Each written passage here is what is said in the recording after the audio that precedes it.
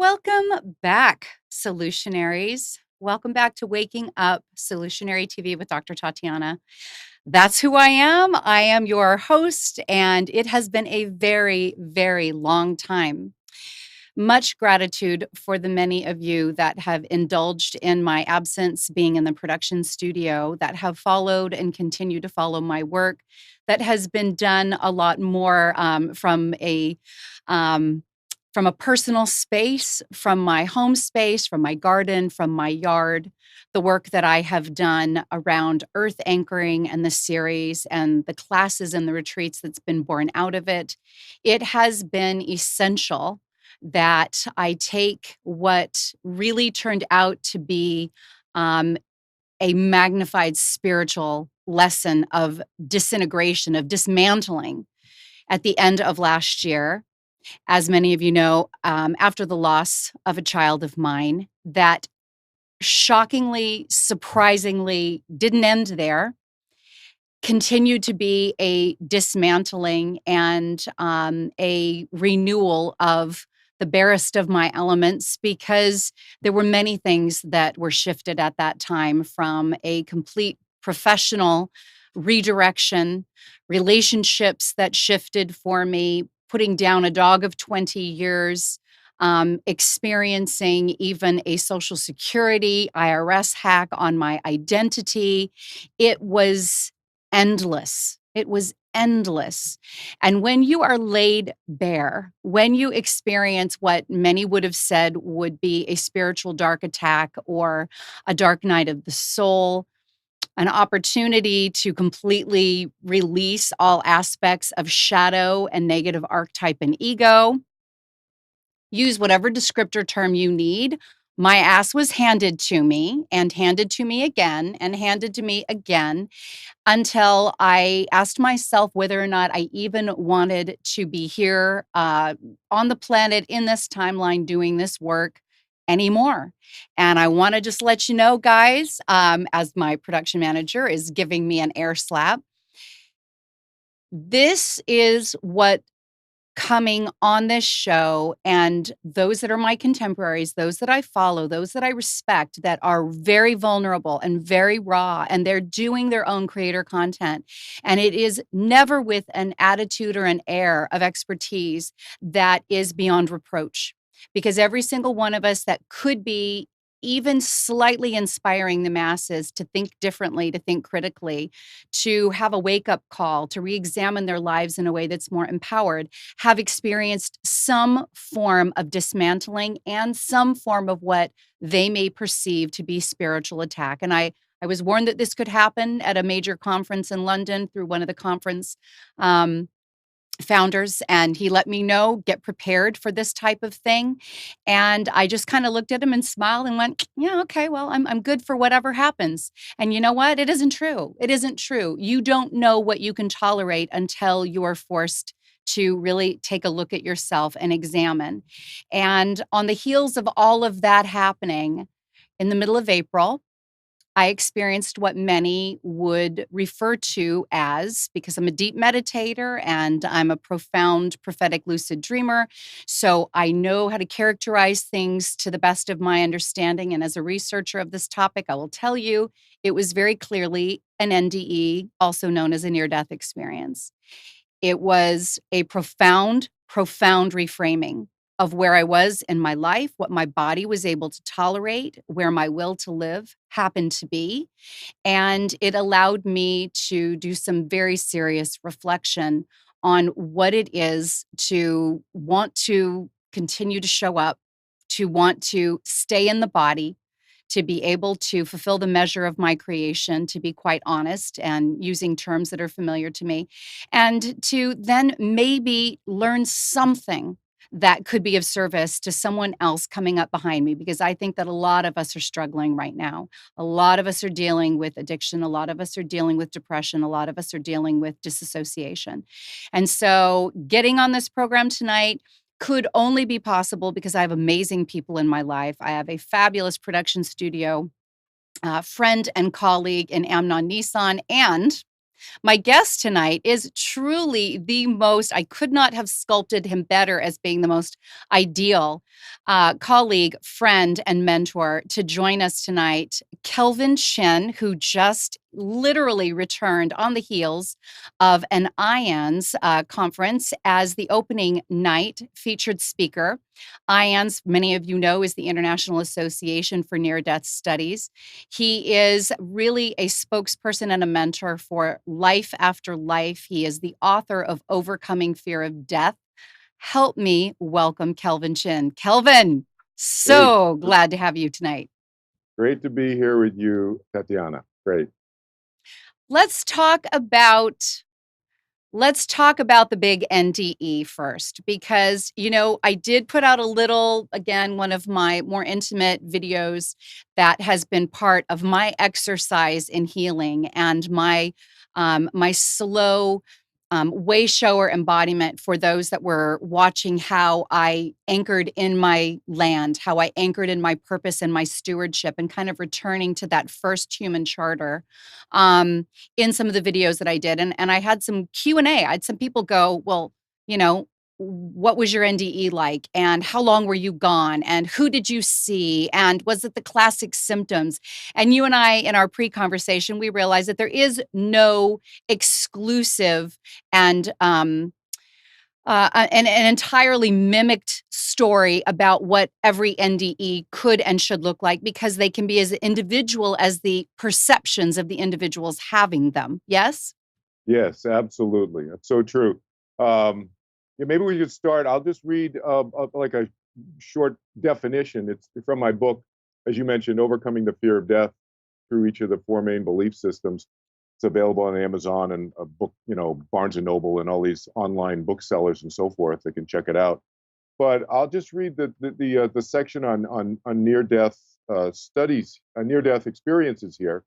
Um, and in the short term, the acronym, the abbreviated term is NDEs. So there's near death experiences, NDEs. NDEs are experiences that an individual has that is associated with impending death, which can encompass any combination of multiple possible sensations, including mental detachment from the body, feelings of levitation or lightness, being at peace or total serenity, feeling safe or secure, warmth, and the presence of light. According to a Gallup poll conducted in 1992, 13 million Americans reported having had an NDE. At that time, that was about 5% of the US population. Similar statistical studies have been conducted in other countries with similar results.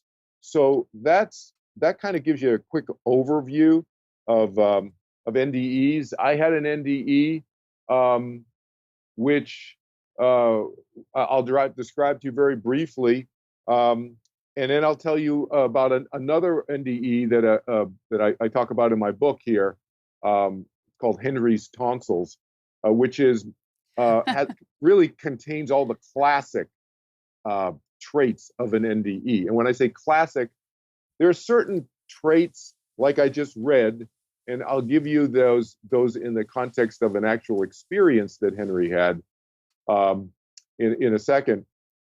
But they kind of elucidate the really key points that a lot of people have in NDEs. And then I'll tell you about mine, which is slightly different. And a lot of my clients, as you know, as you may know, I work a lot with people who are dealing with death and dying issues. They may have fears about it. They may not have fears about it. They may just want understanding about it. But many of my clients have had NDEs. Many of them have not. the ones who have had NDEs, there is a huge range. So the classic one, Henry's tonsils, I call it in my Let's go book. to yours first, though, Kelvin. I want to hear really personally, because we've got 5,900 people right now and growing in our current viewership. And I know that a lot of them care deeply about you personally. Do you mind just going ahead and talking about yours? Yeah. So mine, I almost drowned. I was 20 years old or so. I was at UCSD going to an intense summer program. Well, I went to registration actually, and I met a girl, a young woman. We were like 18, 19, 20 years old or something at the time. And she happened to be in the same intensive Chinese program, Mandarin Chinese program I was in. And I said, hey, you want to go to the beach? So I literally met her 20 minutes, half an hour before we were at the beach. We walked down to the beach from UCSD in San Diego. And those of you who know the area there, the closest beach, pretty much down the driveway from UCSD, is Black's Beach. So we're at Black's Beach. There's nobody there. I don't think there's ever any lifeguards there, but there was no other human beings there besides the two of us. We go out into the water about, thigh deep, knee deep, not very deep. And she was about 15 feet away from me. And I dunked under water because it was a hot day. And as soon as I lifted my feet up, I must have been just on the edge of a rip current. Now, a rip current, those of you who don't know, is a river in the ocean. And they're all over the world. But basically, it's a current that it looks like a river when you're up above. If you're looking up it from several hundred feet up, looking down, you can see them. But when you're in the ocean, you can't see them. And when you're in it, you're in a moving body of water within the ocean. It sounds kind of weird, but it's really even weirder when you're in it. And so I lifted my feet up, and within a matter of seconds, I was way out in the ocean. And she was not standing in the rip current. And I just saw her getting smaller and smaller. And if you know that area of San Diego, there are 300-foot high cliffs there at Torrey Pines State Park, where Black's Beach is. And there are 300-foot high cliffs. And I asked a friend of mine who is a merchant seaman, asked my buddy Cayman, and I said, hey, so if those cliffs were about 3 to 4 inches high, how far out at sea was I? And he said, you were about 1.7 miles out. And so that happened in maybe, I don't know, I wasn't timing it, obviously. I was basically just freaking out, in the moment, as they say, freaking out. 30 to 40 seconds, I don't know, a minute maybe or something like that. I'm almost 2 miles out. I start swimming in. And of course, I immediately forgot all of my Boy Scout training, which is, and this is a tip for everybody, if this ever happens to you, you swim diagonally to the rip current. You go diagonally to the shore, because if you're that far out, obviously the rip current has taken you away from the shore. So you go diagonally, you don't go straight in like I did. So I completely forgot that. I go straight in, and I'm going directly against this current, trying to swim in, and I'm getting nowhere. And I'm getting exhausted, and I'm getting a little panicked. I'm freaking out a little bit here. And so I start going down, because I'm exhausted. It's hard for me to stay up above water. And I'm going down, and I don't know, when you're in the middle of this, you're not doing measurements. You know what I mean? You're like, how far down underwater I am, but in retrospect, I think I was around 2 or 3 feet down, underwater, kind of, starting to drift down like you see in the movies. And, but I wasn't taking in water. I still had held my breath, but I was so weak. I didn't think I could get back up. And then it was because I was so tired. And I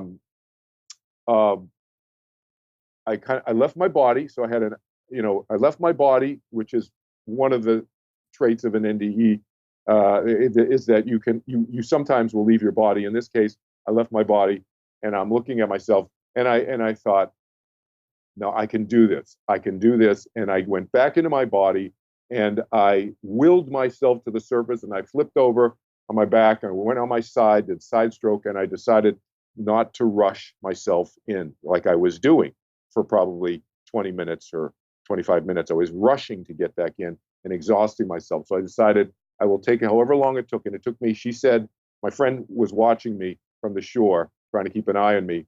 And she told me maybe it took an hour to come back in. Wow. And then I exhausted, I did one of those Tom Hanks thing. What's that movie? I don't know, Shipwrecked or something. Where he was on a FedEx plane. Anyway, you go down and you're in a storm and you get shipwrecked or your plane crashes in his case. And I just dragged myself to the shore. Yeah. Like pulled myself up, and because she couldn't lift me up, and I just dragged myself out of the water enough, and I passed out. And she said I slept for about a half an hour. Now, I want to stop you because you said something key, and I know that our audience is interested in Yeah. some of the specifics of this. You had literally a higher perspective. You had like an eagle's eye view of yourself to Yeah. reframe the Right. emotional anxiety and Yeah. the exhaustion. Right. Consciousness popped right out of the body, looked down Right. at the body, assessed the situation, Yes. got a little bit more rational, climbed Right. back into the body, and made a executive decision to behave Exactly. differently in a way that was Exactly. life-saving. That's exactly right. That's a great summary. And I think, in retrospect, I wasn't thinking about it at the time. Obviously, I was just dealing in the moment. But in retrospect, I think a big part of it was that I had been meditating at that time for about 2 years. Mm-hmm. About 2 years I'd been meditating at that time, a year and a half, 2 years, something like that. So I had some experience with being more comfortable within myself and having that experience of that the mind and the body are different, you know? Yeah. And so I think in retrospect, you just summed up what happened. And I think a big part of it was causally related to my connection with myself through the meditation. So, I know that we have a lot of folks that are listening that have not had a near-death experience. Maybe they've read some really great books. We know that Daniel Brinkley put out some good work, Embraced by the Light and Saved by the Light. There's been Dr. Eben Alexander, who I've had on the show, that, Right. Proof of Heaven.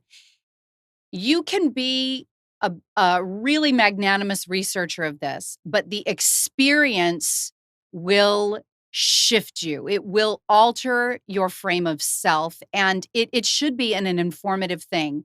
And as a deep meditator, and Kelvin, I share your love of meditation, your passion for meditation. For me, it brings me into a state of wholeness and a degree of centeredness that isn't so dependent on the physical experience or the body avatar being my identity. It brings me into Right. consciousness with the allness, with the oneness, Right. and to me is very centering. So I've had meditations where I am soaring through the cosmos. I am gliding and swimming through the abyss and feeling that freedom of the body and the love of the astral travel and the honestly, being able to see and witness and experience the multiverses of potential and choice around me, to be able to actually see what looks like a network or a living grid of node Yes. points Yes. on a never-ending fractalized multiverse. So to me, this experience was so uniquely different and similar to yours in a few key ways. So I wanna share with the audience what happened, Yes. and I'm sure some of them would like to know, and then they can draw some correlations because it shouldn't be feared. Nothing about death should be feared, to bring back the importance of your ongoing message. For me, I didn't fear death. In fact, I was perfectly happy to accept it.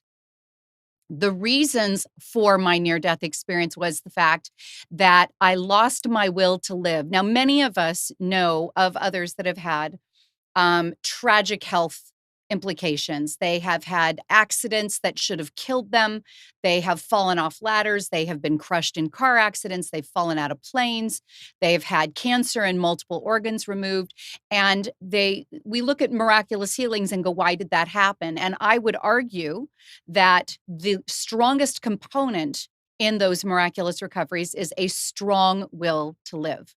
If you have no will to live, and I can say that that was my experience at the time because of all of the culminating and compounding factors that took place after losing my child in October, that just felt like an endless barrage of dismantling and attack.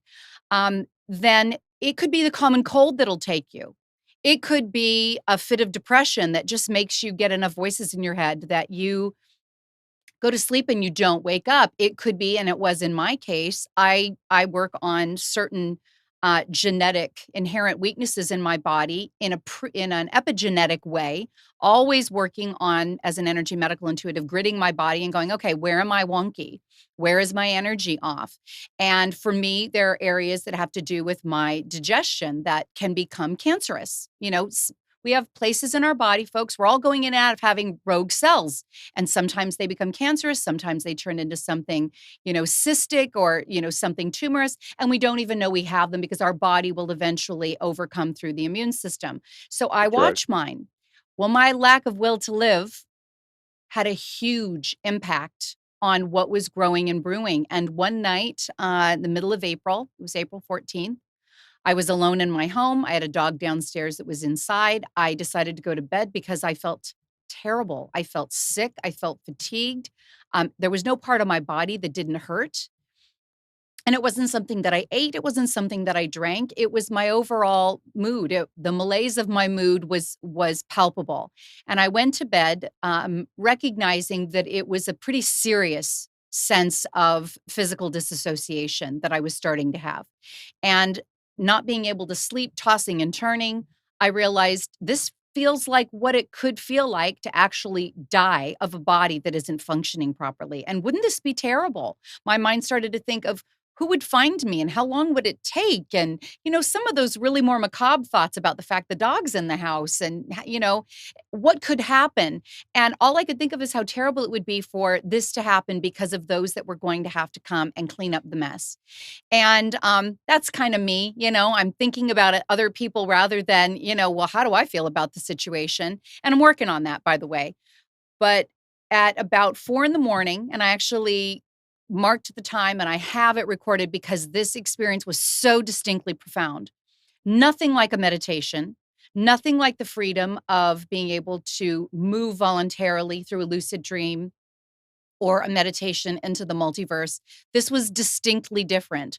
I felt a presence in the room that was powerful, that was deafening, a sound of a hissing and a pressurized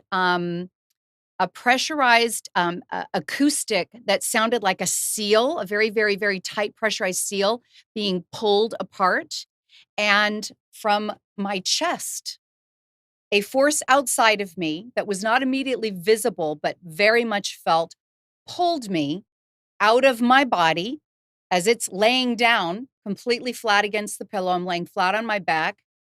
My soul, my eternal spiritual nature, the real me, was being pulled out of my body by my chest, head, throat, heart, core, all the way to my legs, and sat me straight up in bed with my arms dangling behind me.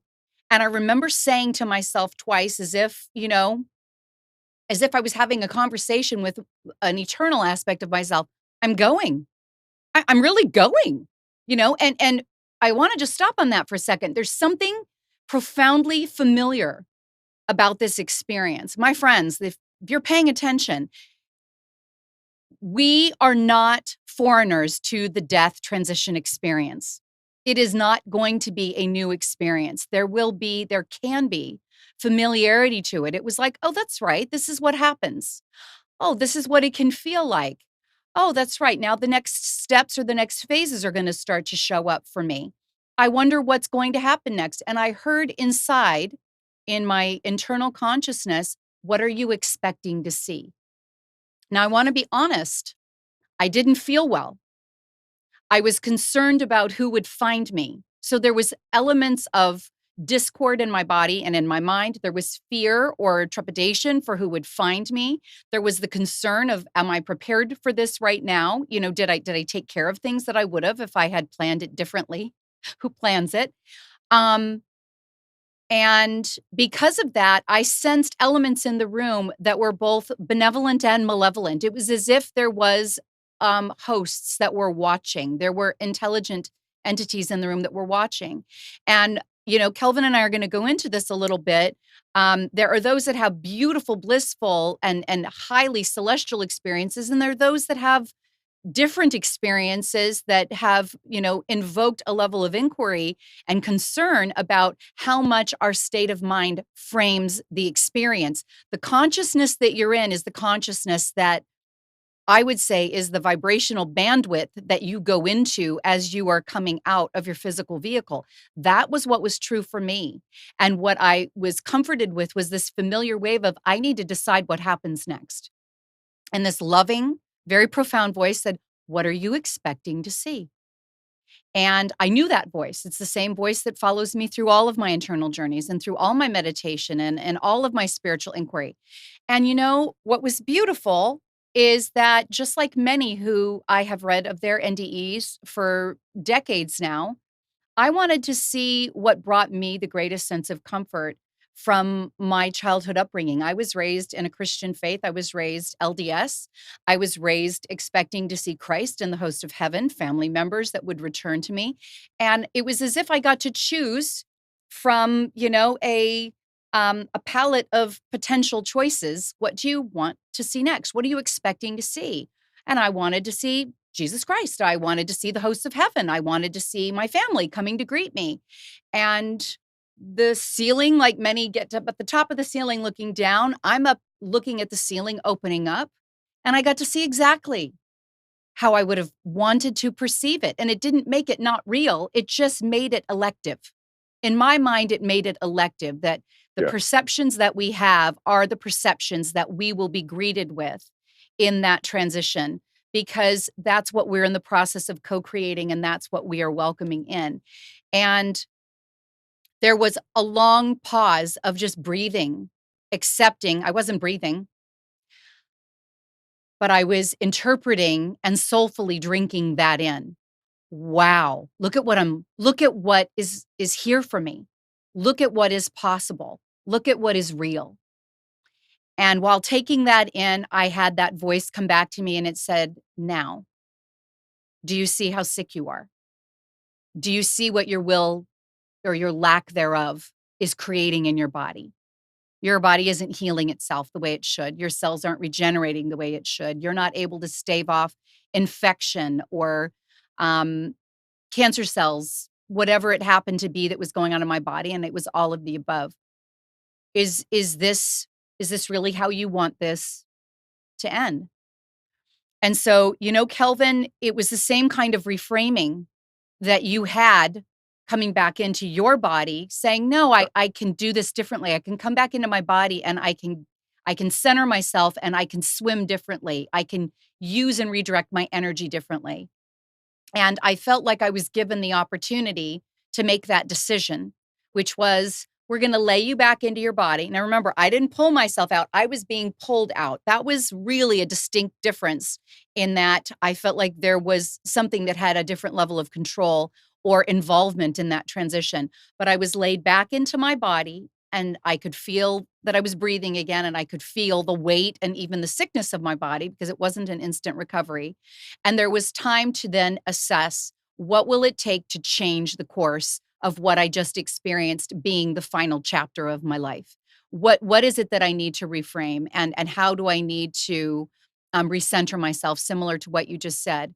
And I want to share this story, even though it's sacred, because I don't think that we have a whole lot of time anymore, given the amount of human and societal and global and cosmic and spiritual changes that are afoot on this planet right now. I think we need more of these stories. I think we need more of this vulnerable and transparent sharing amongst us, Kelvin. Why we need a lot more growth with ions, why we need a lot more of understanding in the mental health realm, and in what many go to immediately for help with regards to their physical bodies and their mental health and their spiritual health, because we don't have enough of the answers mainstream and dealing with Yeah. the public. So So, thank you for the work you're doing, because this is right, what we need. We need these conversations, Kelvin. right. So here's the thing: is that to segue on what you're talking about, um, there needs to be more conversation, education about NDEs, and that's one thing that IONS is promoting. Yeah. Also, just not just throughout society and throughout the world, but also specifically in the healthcare profession and the military. And so certain Yes. sectors of our society, where in the military, people are very prone, and obviously in healthcare, very prone to having these out of body, spiritually transformative, or NDE experiences. They can be any of those. And to categorize somebody as having a mental health issue if they bring it up to the doctor is obviously hugely problematic. Now, that is hopefully shifting in some areas and of the country, but it's a slow shift. But I want to say that the experience that you had was your experience, and I want to underscore. And you did say this, and I just want to underscore for the audience, though, because as I said, there's a range, and so mine was different from Tatiana's. The classic Henry's tonsils one. He had his tonsils out, and he just goes, and his mom gives him a cookie. It severs his sutures by accident in the back of his throat. He's 8 years old, and he's bleeding. He's bleeding out inside. He's hemorrhaging. And so then he's up on the ceiling watching the whole thing for probably several hours, including the ride to the hospital, the doctors, the nurses, and so forth, operating on him and everything. That's a classic NDE. Other NDEs are very, very short sometimes. I got a text from someone yesterday, literally last night, as I'm flying back from this conference in Pennsylvania, the IONS conference, and she mentioned that her experience was very different in the sense that she said there was a brief flash of me feeling like my back was against the ceiling and I was looking down, but I have no details. And it was a flash, not a sustained scene. Mm-hmm. And this happened also to her in the hospital when she was going through some medical procedure. But it didn't last very long. Mm-hmm. So the fact that it did not last very long does not mean that it was some lower quality, lesser form of an NDE. No, it was a near-death experience. So I like to disabuse people of thinking that it has to be this way, it has to be that way. There's not always a tunnel of light. Mm-hmm. There's not always a feeling of sensation of being pulled out of the body like you had. Sometimes people have that. Many people have that experience.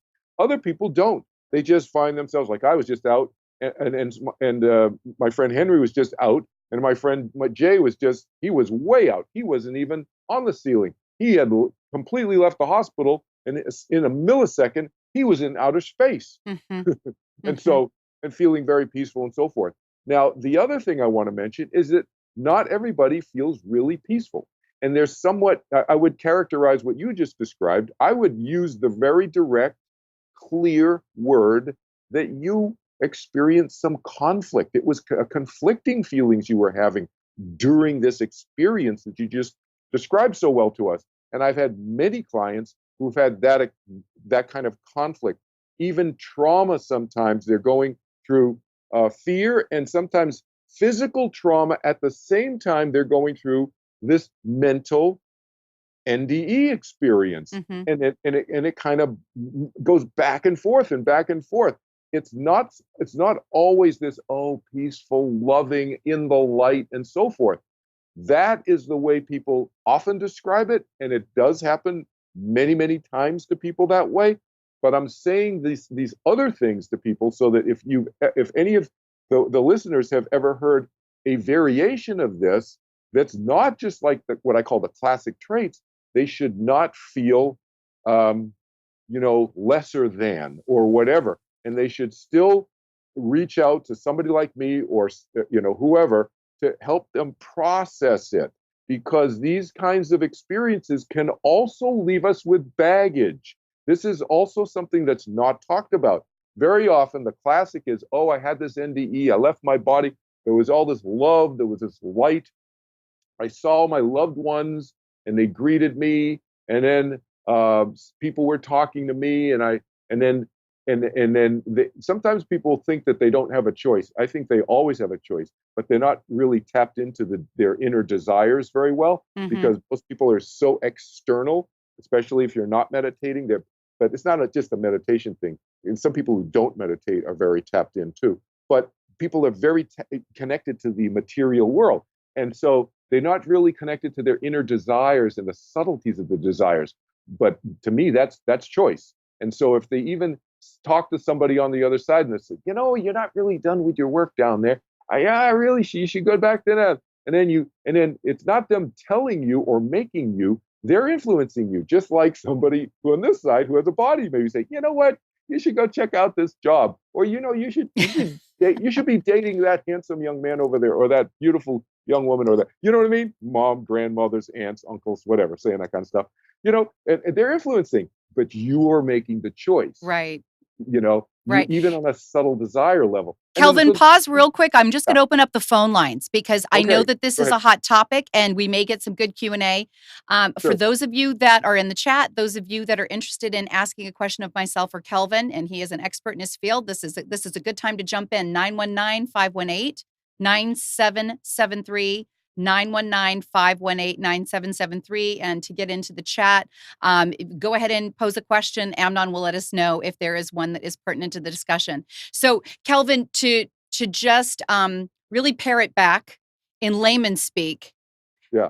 not only the consciousness of the state that you're in during that transition, but the spiritual maturation, the strong sense of will, the strong sense of personal drive that you have, that you live in your life and that you identify yourself by, is also going to guide you in that transition and help you make more lucid election of, do I want to stay? Do I want to go? Am I ready for a different experience?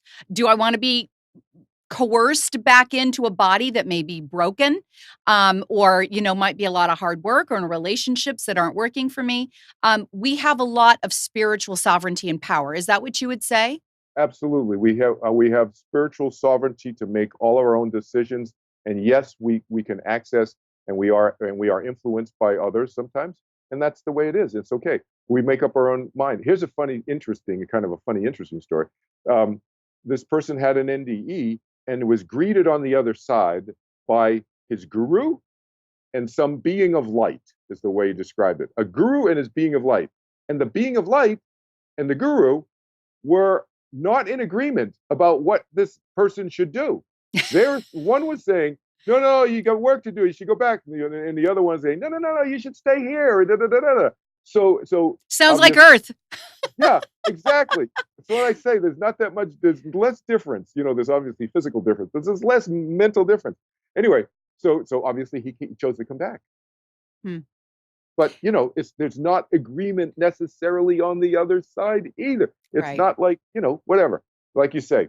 And then the other factor is a person's belief system. Mm-hmm. So we live in a Christian country in the United States. So obviously many people have a more Christian, what we would call a Christian experience, maybe Jesus, angels, and so forth. I have Muslim clients, I have Hindu clients, I have atheist clients. And they're greeted by their loved ones and friends on the other side. They don't have a God experience because that's not part of their belief system. Right. So it's a comforting thing. And if people, I don't know if you want to go here yet, but you started to go into the what if you have fears, and how does that affect? I think it's important to discuss it. We want to stay on the hopeful side, and I know you do. This is why you do the work you do that has to do with overcoming fear. But Right. we are living in a society that right now is hypercharged on fear. It is unquestionably a vehicle with which Hollywood, and how many dystopian films can Netflix and Amazon Prime come out with? How much more can the news focus on Hurricane Dorian? And oh my gosh, what will happen if Trump wins? Who is our enemy now? Is it China? Is it Korea? Is it Russian? Who's conspiring against? It's insane. It is a fear factory. Folks, Hollywood and, modern literature has shown us that our energy is food. It is energy in glory and in power and in praise and magnificence for the light beings, for the light forces. And our fear and our dejection and our paranoia and our anxiety is food for the dark forces. And these poles exist, and we are on the wonky planet that is a PhD planet for those of us that came down here to experience duality in every extreme, where it's everything goes. And how you manage your energy how you direct your sense of power as opposed to your sense of fear. And I am speaking from humility as someone who, as I said, and I don't mind using language when it's appropriate, I've had my ass handed to me. It has not been easy. It has been so crushingly, soul crushingly hard. If I lived in the fear that could have broke me, I would be in a very different reality space right now. And I would be no example for anybody, none whatsoever. So back to you, Kelvin. Yeah, we do have to talk about the fear, because those that say I have reason to be afraid can be validated. But is that what you want to be the legacy, what frames you and what you manifest as your experience in life and in transition and into death? Right. So Kelvin, Right. go into what that fear can Yeah. create. What does it warrant? So there's one simple statement that I make to people, my clients. I say we have more control and we have less control over things in our lives. And what do we what we, in other words, we can't control everything. Do they have my favorite bread? Do they have the exact organic apples that I want? The Fuji apples I want at the store? I don't know. Right. But We're in a co-creative field, aren't we, Kelvin? we are in a universe of free will thinking minds, and there's also an element of chance, we'll just call it, that happens out there. We just don't know. We can't control everybody. We don't want to control everybody else's minds. So that's a given. Free will meaning choice. And now, let me just say this one parenthetical. I hear sometimes people say, "Oh, we don't have free will. I want to be a millionaire. And I could just, if we have free will, I should just be able to think that and be a millionaire." No, that is not what free will means. Free will means you have personal choice to do this or not do that, to make a choice. You may not like to make that choice, and it may not be a great choice for you, but you can make the choice if you want to. That's free will. So here's the thing. In the fear realm, we can choose to strengthen ourselves, which is what you're talking about, Tatiana, strengthening ourselves from within. And if we strengthen ourselves from within, by what I call turning within, then what does that do? It reduces our level of fear because it increases our level of self-confidence. And by replacing fear with self-confidence and inner power and strength, then the fear dissipates. And what does that do? It helps us live life more fully now in the present. And then when we die, we then have a more fear-free death. And then afterlife, more free fear afterlife. Because to your point, if we carry a lot of fear with us into the afterlife, then we will be, to use your language, co-creating a fearful afterlife, because our mind goes with us, our emotions go with us, and our belief systems go with us. So if we change that now, we strengthen ourselves not just for now, but for then, forever.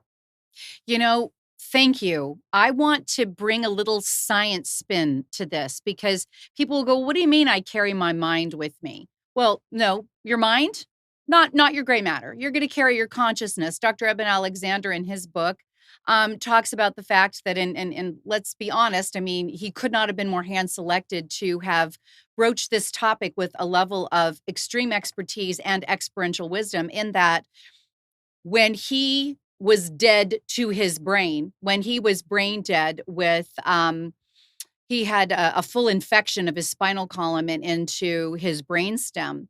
And his experience was that he could not have been experiencing the activity of a brain that was so toxic, that was so completely contaminated with pus, that it could not think or experience or DMT drop, or even experience, a white tunnel because of a lack of oxygen. He was the perfect example to say, my brain was not transmitting anything as a device that is more than anything else a conduit for consciousness, or an antenna for consciousness, than something that actually embodies consciousness itself. It is a tool, it's a vehicle. And consciousness existed outside of himself during his experience, where he felt like he was gone for years, if not eons, but he was only unconscious in a sick body being kept alive on machines for a week. And I don't want to speak too much to his experience. I just recognize that we live consciously in an eternal space. We are eternal beings.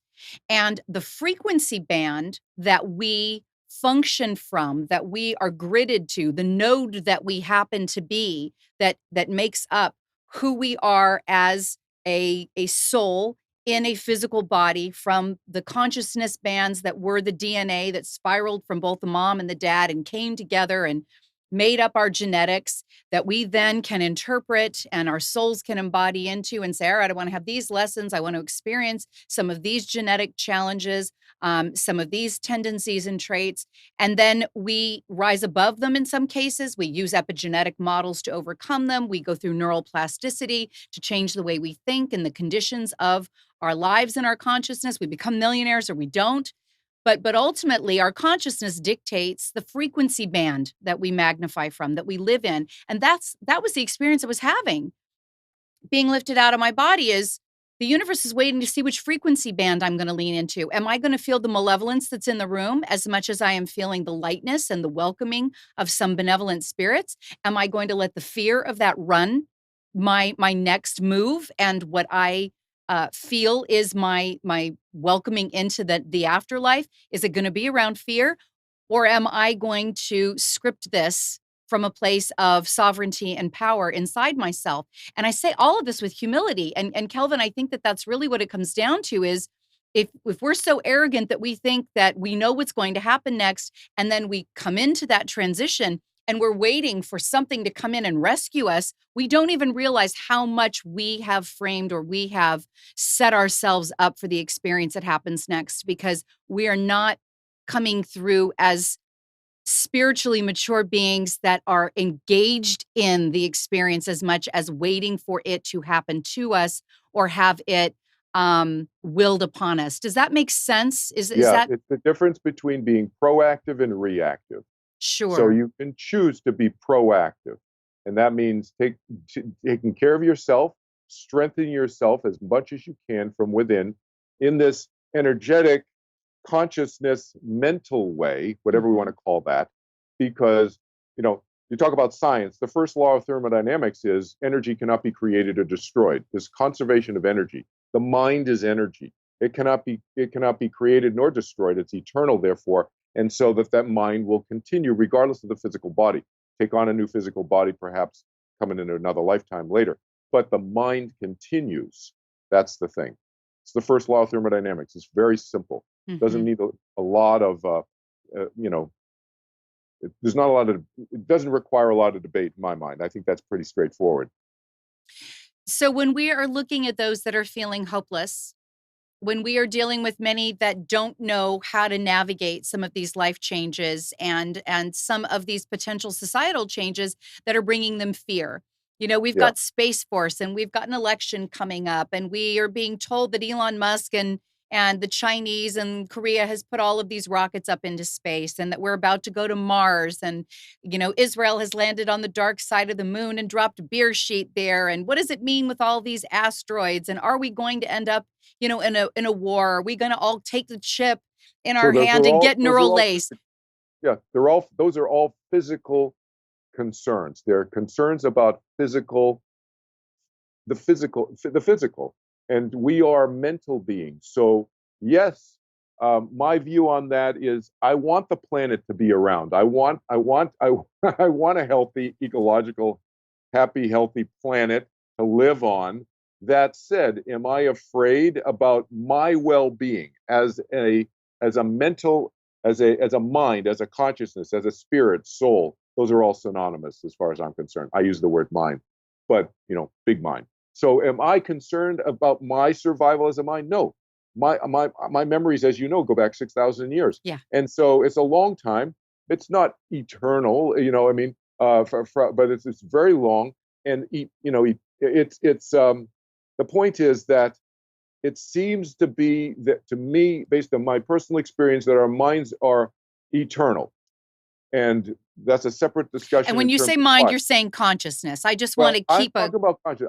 The phrase that I use is the essential me. I came up with this phrase, the essential me, Mm-hmm. the essential me, not Kelvin Chin, because Kelvin Chin has been so and so before, and so and so before, and so and so before, and will be so and so in the future, and da da da da da da da. Who knows who I may be? But it's Kelvin Chin right now. And there's an essential me I call, Mm-hmm. which is eternal. And that's me. It's individual, it's identifiable. It's not part of the cosmic soup, in my experience. There's an essential me that chooses to manifest in different forms. In this time, in a human form. I've been a woman other times on planet Earth, and I've been and then a being on other planets at different times, mostly on Earth. But I have some memories on other planets. And I have Mm-hmm. memories being not a woman, and I have memories being in every color skin and so forth. So, but that's what I call the essential me. Mm-hmm. Is it kind of continues Mm-hmm. and then takes on these different forms, right? Yeah. So the essential you is an individuated Yes. divinity, and it holds a culmination, a multidimensional identity. I'm just Yeah. going to put some words So together yeah. that So give it let me give context. you a real specific example. So like I am like a water molecule. I'm a water molecule, and sometimes that water molecule can be take on the form of a raindrop. Yeah. Sometimes a piece of snow, different forms like that. Not Mm-hmm. only that, but sometimes this raindrop can kind of coalesce with other raindrops. Mm-hmm. Sometimes be a river, a lake, a pond, and kind of create organizationally in certain, a human. So I would say a human race. Mm-hmm. Other Mm-hmm. time, or be in an ocean, like a vast, like huge, and feel this connectedness amongst this vastness of an ocean that may be human, and may be animal, and blah blah blah blah blah blah. In other words, a whole bunch of different minds that are still individuated, but part of this vastness that makes up this wholeness, which can be perceived as a oneness, but there's still an individuation of that water molecule. Mm-hmm. So the water molecule feels the oneness with that hugeness in sense, but retains its own individuality. So it's a coexistence of seemingly opposite situations in a sense. Mm-hmm. Mm-hmm. So to bring our viewers kind of back to how do you employ this as practical wisdom? Number Yeah. one, you're eternal. You're eternal, and this is not your first rodeo. In one form or another, you have soulful experience elsewhere. We choose to come into this earth field, into these bodies. We choose. I'm completely convinced we choose our parents. We choose many of the dynamics, and then free will kind of runs supreme on how you're going to manage your lifetime while you're here. If you understood how much power you actually have to direct your life, to make key choices on what you ruminate on what you fixate on what you draw into your experience in terms of relationships and adventure and career and expression and sense of value and purpose, because nothing is more important than feeling purposeful. You can acquire everything you ever want, but if you don't have purpose and people to share it with, there's going to be some emptiness there. The legacy that we're here to live is a very full, a very rich, and ideally, you don't have to choose it, but an ideally a righteous life, because there is going to be what you take with you is going to be the vibrational band and frequency that you are going to inherit.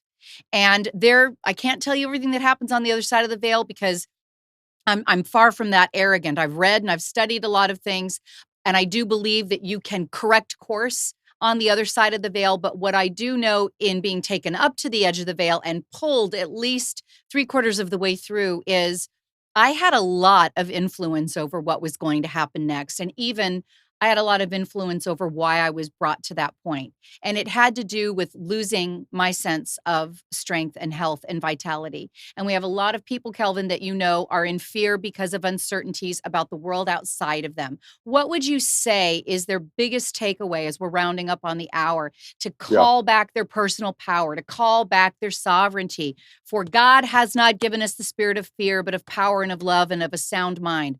That infinite creator did not build us for fear. Where would you redirect them?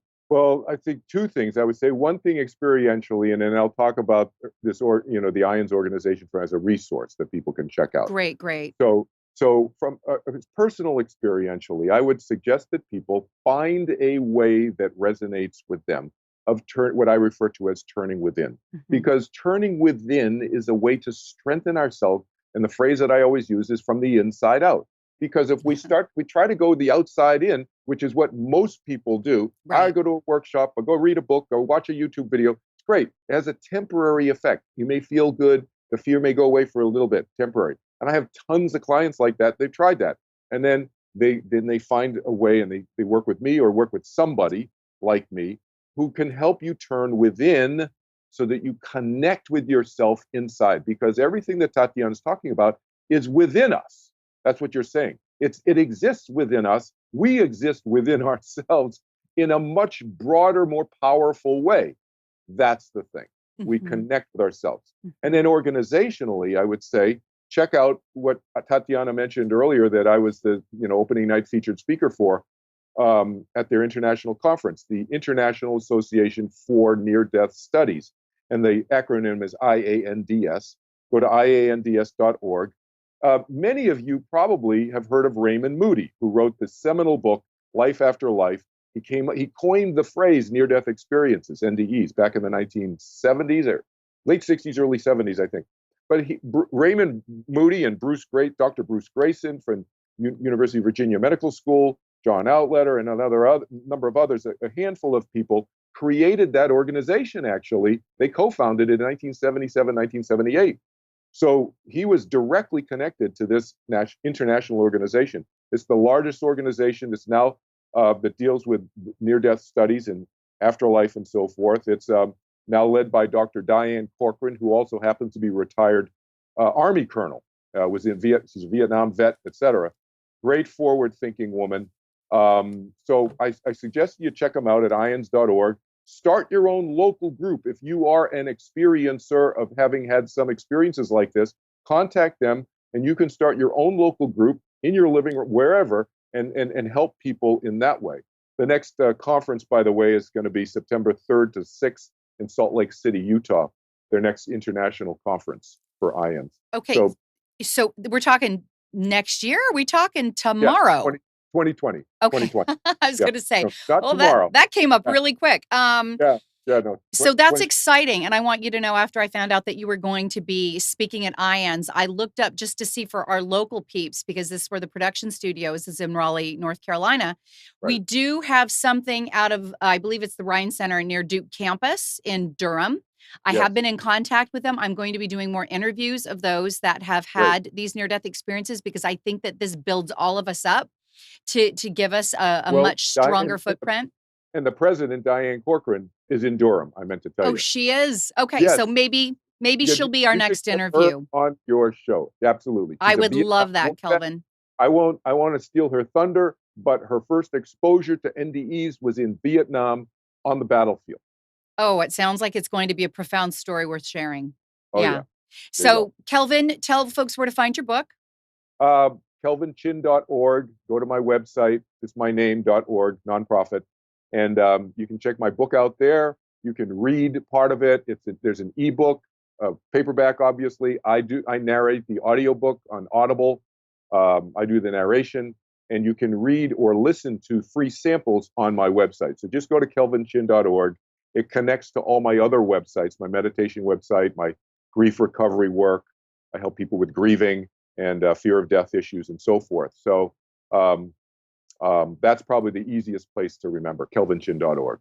Kelvin, what you're doing is an intangible service to those that cannot or have not availed themselves of that degree of teaching. You're not trying to be an external professional outside of them. You're redirecting them back to themselves and trying to show them that they can mirror their own internal wisdom. It's not about someone, holding that space for you externally and saying, if you just keep coming back to the pulpit, if you just keep coming back to my material, you're reframing their sense of sovereignty and their power.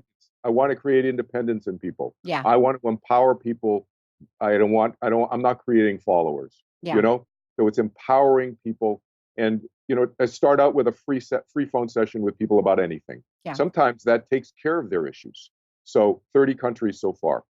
Beautiful. So I encourage those of you that know that Kelvin is going to have some of that coaching opportunity, certainly his books, his following knows he has made a profound difference. And I do encourage you to take a look at his work. Those that have the experiential wisdom, and the difference really is you can study something until you're blue in the face, and you're going to have a lot of quotables, and you're going to have a lot of, dog-eared pages. But when you have an experience like this, it changes you. It alters your purview. It gives you a glean of wisdom into the eternities, and it allows you to be able to hold space for people in a way that is entirely different. It is not anything short of true empathy, and that is the space that I don't remember signing up for it. I'm going to be really honest. I can't tell you I remember back 6,000 lives. That is not my sweet spot and area of expertise, but I do know that what I have gone through has borne out in me a level of understanding, a level of compassion, and a level of wisdom. And the books that I have written about the reluctant intuitive, A Soulful Confession and a Practical Guide, take a look at the book. See where your intuitive wisdom is looking to come out through you. I am teaching Earth and Equus. I am doing New Earth retreats down in Ecuador, and I am teaching energy medical intuition. Why? Because if I did not know how to grid my own body, be able to look for the discordant energy in my body, chase down those cells, chase down those rogue, anomalous energies that are in my body, I wouldn't still be sitting here today. Any of us can create malaise and disease in our bodies, and any of us can eradicate it in our bodies. And so I stand behind this as it being an experiential principle. Take a look at solutionarytv.com. Take a look at some of the classes and the retreats that are going on. I am here to be able to be an embodiment and example, as is Kelvin. And I want to say to any of those of you that are also interested in knowing how you can be a lot more impactful in getting this kind of creative content out, I am one of many content creators. Go to your favorite YouTube channels and subscribe, like, share, go to the Patreons, sponsor. You have no idea whether or not your one contribution that month makes or breaks it for creative content speakers and personalities that are showing up. Many are getting shadow banned. It is harder and harder to put your content out there with a lot of the restrictive policies that are happening with social media. And we're here to empower you. It makes a big difference. So if you want to support Solutionary TV, great. If you want to support another content creator, please do it. I am in support of so many of them that are out there right now. I watch them. I am going to be the first to cross-reference. They make my life make sense, and maybe they're doing the same thing for you. And in summarization, Kelvin, thank you for being here. I know You're you welcome. know that we can't do this alone, that Yes. we're in this. This is a collaboration. And this is the reason for being here together, because together and only together, we are the solution.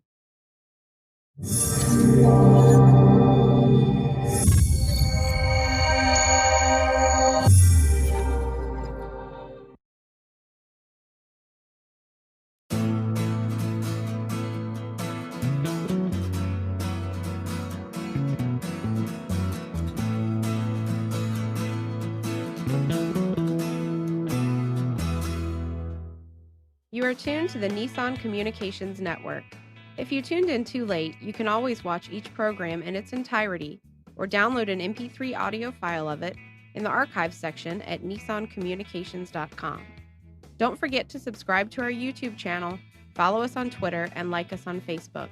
Sponsored by Telestream's Wirecast software, StreamingGear.com, Carolina Apparel, and DeltaForce.net.